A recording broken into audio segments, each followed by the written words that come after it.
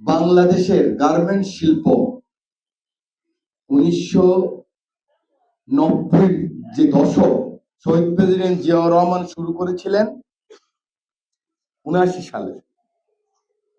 এরপরে গার্মেন্ট চলতেছিল, যখন ব্যাক টু ব্যাক হয়েছে, ওনারা বুঝবে back to back. Back to ব্যাকের আগ পর্যন্ত কিন্তু গার্মেন্টস আমাদের হচ্ছিল না, উনি সব ফ্রি করে দিলেন।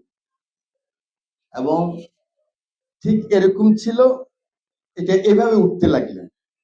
সেই সময়ে হঠাৎ করে এটা কপ আপ করতে পারতেছিলেন না আমাদের বিজনেসম্যানরা, এই ব্যবসাটা বুঝতেছিলেন না। অনেক গার্মেন্টস মালিক 4-5 বছরের মধ্যে পড়ে গেছে। মীর কাশেম আলী সাহেব, আল্লাহ ওনাকে জান্নাতবাসী করুন, এক মসজিদে উনি জুমার নামাজ পড়তেন, ধানমন্ডির আমিও পড়তাম। ওই মসজিদেই প্রথম উনি চালু করলেন খুতবাটা বাংলা পড়া।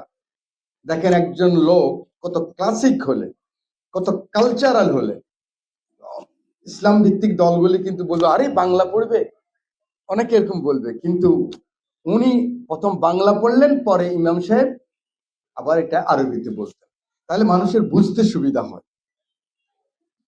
উনি চালু করলেন কিন্তু।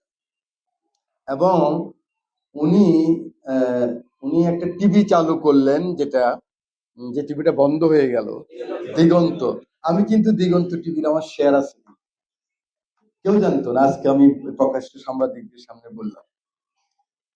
এবং ওনার ছেলেকে আমি খুব স্নেহ করি, সে কিন্তু ফেরত আসার কথা ছিল না।